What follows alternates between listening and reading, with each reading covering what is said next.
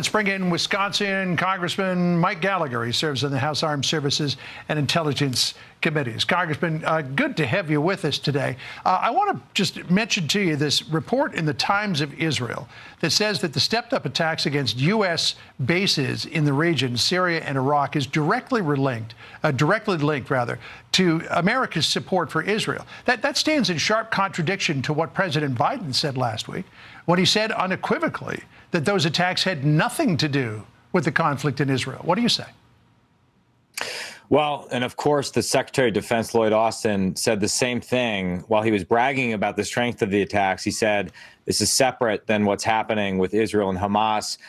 This either betrays a profound ignorance of the region and the connections between these groups, or reveals something true about the Biden administration's foreign policy, which is that they remain wedded to the nuclear deal with Iran at all costs, that Biden will do whatever is necessary to defend Barack Obama's foreign policy legacy by resurrecting the nuclear deal, even if it involves pulling punches, and in so doing, endangering Americans in the region. And until you actually change our Iran policy, until you return to a policy of maximum pressure, you're not going to be able to make sense of the region or foist some semblance of stability onto the region. And so this is why you're seeing words like this coming out of the administration. All of it has the effect of undermining our deterrent posture, undermining our allies, and sending a signal of weakness throughout the region. I mean,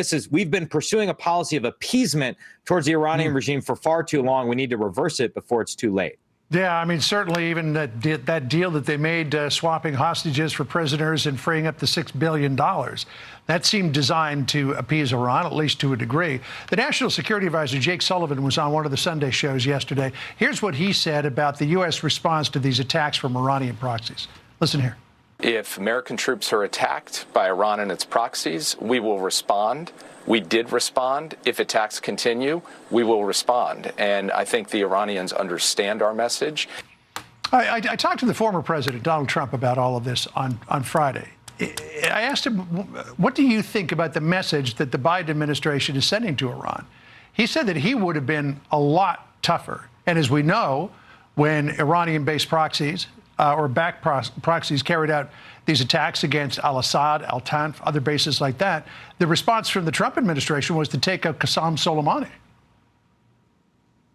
Well, the former president happens to be right on this issue. And the administration, the current administration, is sending a message, but it's not the one that they're intended.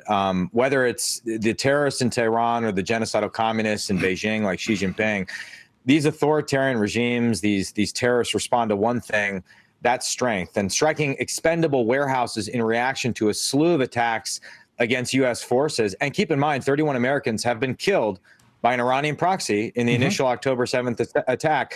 This sends an alarming message of weakness that I fear will only embolden Iraq. And as for the National Security Advisor, he just had to scrub an article that was published in print in Foreign Affairs.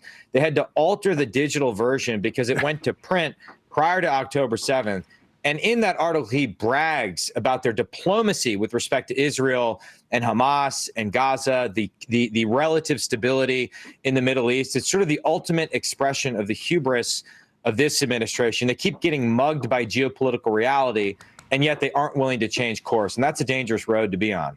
Maybe we'll hear some questions come up about that at the briefing later on this afternoon. We'll see. I want to ask you one other question about the new Speaker of the House, Mike Johnson. He is going to separate out money for Israel in a standalone bill, delinking it from the president's request for money for Ukraine. Do you think that's the right way to go here? I think that's wise. In my ideal world, we would tackle three things simultaneously. One would be overall defense appropriations, because we haven't actually passed the bill that we would be supplementing, right? The most important thing we can do for Israel, for our own security, is to actually pass a defense appropriations bill. Tackle your most important challenge, which is the threat of communist China invading Taiwan with a Taiwan package, and Israel, and then have a separate track linking any further assistance to Ukraine for a common sense compromise on the border. I think that would require both parties to come to the table. But we got to be able to do all these things. And I do think the initial decision to separate Israel out is a wise one by Speaker Johnson. All right. Congressman Mike Gallagher of Wisconsin, good to talk to you. And again, as always, thank you